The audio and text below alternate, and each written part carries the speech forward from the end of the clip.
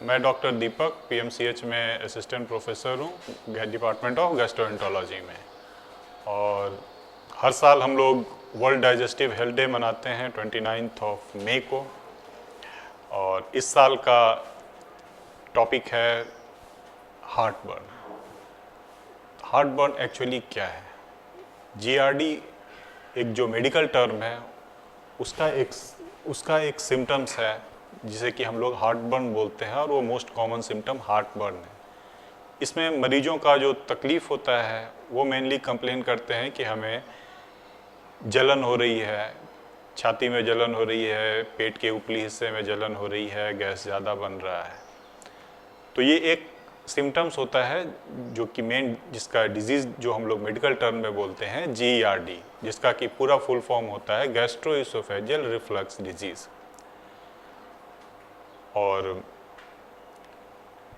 इसका अगर हम लोग अपने common day to day practice में अगर हम देखते हैं तो प्रिवलेंस वाइज ये डिजीज़ बहुत ही कॉमन है।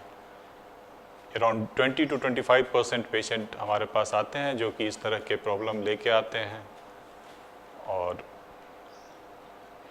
ये तो एक सिम्टम्स होता है हार्ट बर्न। इसके अलावा भी जीआरडी के पेशेंट्स अलग अलग सिम्टम्स लेके आते हैं। ये इनिशियल प्रेजेंटेशन होता है हार्ट बर्न का, और आगे चलकर ये गंभीर बीमारी का भी रूप धारण कर सकता है। कभी कभी इसमें अल्सर बन सकते हैं इसोफेग खाने की नली में, कभी उसमें स्ट्रिक्चर हो जाते हैं जिसमें कि खाने में लोगों को तकलीफ होने लगती है। और आगे चलकर अगर ये सिम्टम्स को हम लोग नेग्लेक्ट करते हैं या ठीक से डॉक्टर के पास सही समय पे इलाज नहीं करवाते हैं तो आगे चल के गंभीर बीमारी लाइक कैंसर का भी कभी कभी ये रूप धारण कर सकती है। और अगर हम लोग इस बीमारी का जो भी है मतलब इस सिम्टम्स का कैसे हम लोग अप्रोच करते हैं, किस तरह से हम लोग डायग्नोज करते हैं इस बीमारी को, तो इसमें सबसे इम्पॉर्टेंट तो होता है हमारा मरीज जो सिम्टम्स बताता है। चेस्ट पेन हुआ या फिर फूड का बार बार मुंह में आ जाना जिसको कि फूड रिगर्जिटेशन बोलते हैं, खाने में तकलीफ होना, तो ये सारे सिम्टम्स होते हैं। और एक रिस्पॉन्स टू थेरेपी होता है कि अगर हम लोग जो भी इस तरह के पेशेंट आते हैं उसमें हम लोग पहला ट्रीटमेंट एक एम्पेरिकल ट्रायल होता है जिसमें कि हम लोग proton pump inhibitor, antacid, H2 blocker इस तरह की दवाई को देते हैं। अगर मरीज का सिम्टम्स इम्प्रूव कर जाता है तो ये कि इनडायरेक्ट एविडेंस होता है कि उसको ये बीमारी थी।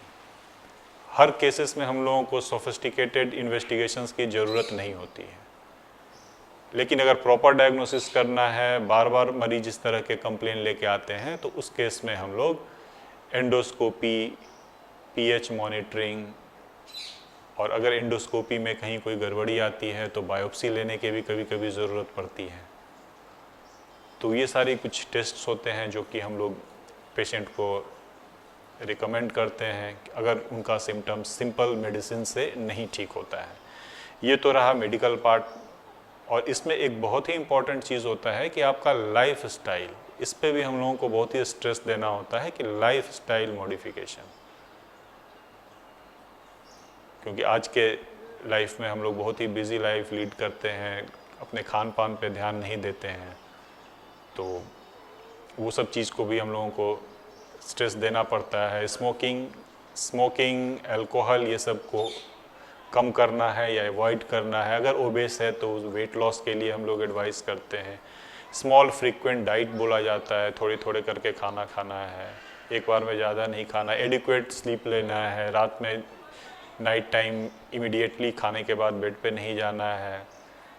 और वेट रिडक्शन, ये सारे कुछ हैं। बहुत ही स्पाइसी फूड नहीं लेना है।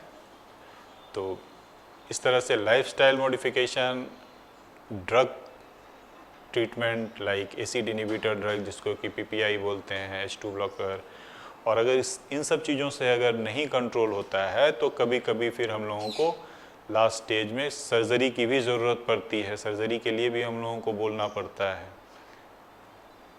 लेकिन सर्जरी और दवा बेटर होता है कि हम लोग दवाई से ही साइक्लिकल रोटेट करते हुए पेशेंट का सिम्टम्स को देखते हुए और रेगुलर इंटरवल पे एंडोस्कोपी से मॉनिटर करते हुए कहीं कोई मैलिग्नेंसी या फिर कोई ख़राब प्रॉब्लम या फिर कोई स्ट्रिक्चर या अल्सर या इस तरह की बीमारी नहीं हो रही है, ये सब चीज़ों को देखते रहना पड़ता है। तो अंत में मैं यही कहना चाहूँगा कि हार्ट बर्न एक सिम्टम्स है, इसे पहचानना होगा और मरीज़ को भी और डॉक्टर को भी पेशेंट को कब कौन सा इन्वेस्टिगेशन करना है, ज़रूरत है या नहीं है, ये सब बहुत ही इम्पॉर्टेंट चीज़ होती है।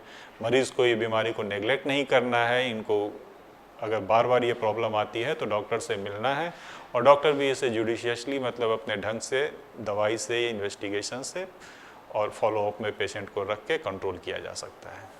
धन्यवाद।